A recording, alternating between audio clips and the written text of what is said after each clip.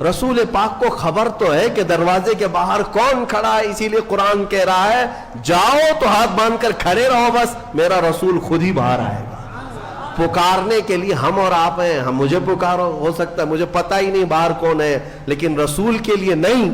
ایک صحابی آئے، وہ دعا کرانے کے لیے آئے تھے، گھر سے غریب تھے، تنگ دست تھے، ان کے ماں باپ کا انتقال ہو گیا تھا، یہ سوچ کر کے گھر سے نکلے آج میرے والدین کی مغفرت کی دعا کراؤں گا اور میری غریبی دور ہو جائے، تنگ دستی دور ہو جائے، اس کے لیے حضور سے سفارش کروں گا۔ آئے لیکن دیکھا مجمع ایسا حضور کو سمیٹے بیٹھا ہے، بڑے بڑے صحابہ سامنے، ان کو جانے کی ہمت نہیں ہوئی، دور بیٹھے رہ گئے۔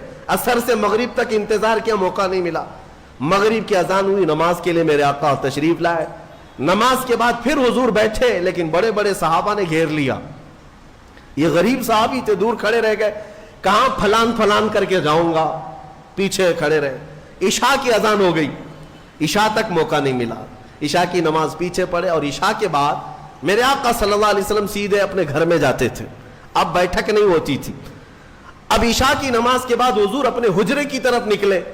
یہ صحابی کہتے ہیں میں نے سوچا موقع تو آج دن بھر نہیں ملا، ہاتھ باندھے پیچھے پیچھے چلتے رہے، حضور اپنے دروازے پر پہنچ گئے اور پیچھے مڑ کر کہتے ہیں جا اللہ تیری غریبی دور کرے، تیرے ماں باپ کی مغفرت کرے۔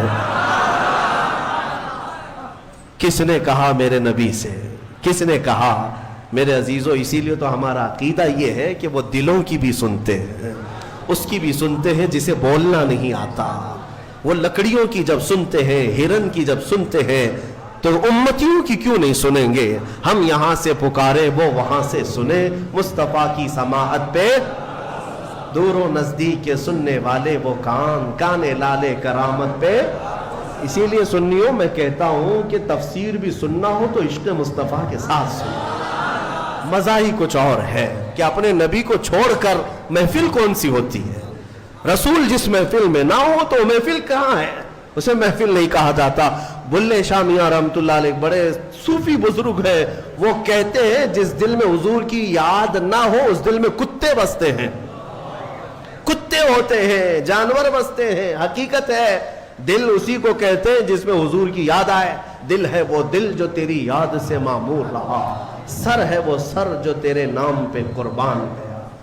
ہاں، دل اور سر وہی ہے جو حضور کے لیے ہو، حضور کے لیے نہ ہو تو پھر یہ کدو کا ایک ٹکڑا ہے اور دل جو ہے سینے کے اندر وہ گوشت کا ایک چھتڑا ہے اور کچھ نہیں۔ ہاں، بس ان کی حیثیت اتنی ہے، دونوں کندھوں کے بیچ میں ایک کدو کا ٹکڑا ہے اور سینے کے اندر گوشت کا ایک چھتڑا ہے۔ اسے دل مت کہنا اور اسے سر مت کہنا۔ دل کہنے کے لیے ضرورت اس بات کی ہے کہ دیکھو پہلے اس میں حب مصطفیٰ ہے یا نہیں۔ سر کہنے کے لیے ہر ایک کو سر مت کہنا، بلکہ اعلیٰ حضرت فرماتے سر صرف وہی ہے جو ان کے قدموں پہ قربان ہونے کو تیار ہے، وہی سر ہے۔ بہرحال آج کی اس تفسیر میں ہم نے بارگاہ رسول کا ادب پڑھا ہے، اسی لیے اے میرے عزیزوں، حضور پاک صلی اللہ تعالی علیہ وسلم کو چھوڑ کر دنیا کا کوئی علم نہیں ہے، کوئی علم نہیں۔ واللہ اعلیٰ حضرت فرماتے ہیں ذکر خدا بھی جو ہے، اللہ کا ذکر کرنے کے لیے جب بھی کھڑے ہوں گے اگر اس میں مصطفیٰ کا ذکر نہیں آیا تو اسے ذکر خدا کہا ہی نہیں جائے گا، ذکر خدا ہے ہی نہیں ہوں۔ ذکر خدا جو ان سے جدا چاہو نہ جدیو، واللہ ذکر حق نہیں کنجی سقر کی ہے۔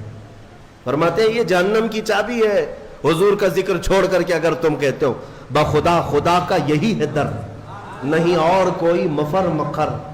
اس کو میں سمجھاؤں آپ کو۔ اعلیٰ حضرت فرماتے ہیں مفر کا مطلب ہوتا ہے بھاگنے کی جگہ، اور مقر کہتے ہیں ٹھہرنے کی جگہ۔ حضور کو اگر چھوڑو گے تو نہ بھاگنے کی جگہ ہے نہ ٹھہرنے کی جگہ ہے، ہبلی میں نہیں پوری دنیا میں۔ ہاں، نہ بھاگنے کی جگہ ملے گی نہ ٹھہرنے کی جگہ ملے گی حضور کو اگر چھوڑو گے۔ اگر کوئی یہ سمجھتا ہے نا ہمارے پاس جگہ ہے ہمارے پاس کس کے، ہاں پی ایم کے چرنوں میں ہے، سی ایم کے چرنوں میں ہے ہمارے پاس جگہ، تو جتنے دن راج کرنا ہو 4 دن کی چاندنی ہے۔ پھر دیکھنا ایک وقت آئے گا جب تمہاری روح قبض ہوگی، سامنا میرے مصطفیٰ کا کرنا ہوگا، اور پھر ملائکہ تمہیں بتائیں گے، اور قیامت کا دن تو یہ حساب کا ہوگا۔ دیکھنی ہے حشر میں عزت رسول اللہ. وہاں کسی کی نہیں چلنے والی ہے, کسی کی نہیں ہے. خلیل اللہ کو بھی حاجت رسول اللہ. عزیزان گرامی وقار, بخدا خدا کا یہی ہے در, نہیں اور کوئی مفر مقر. جو وہاں سے ہو یہیں آ کے ہو, جو یہاں نہیں تو وہاں نہیں.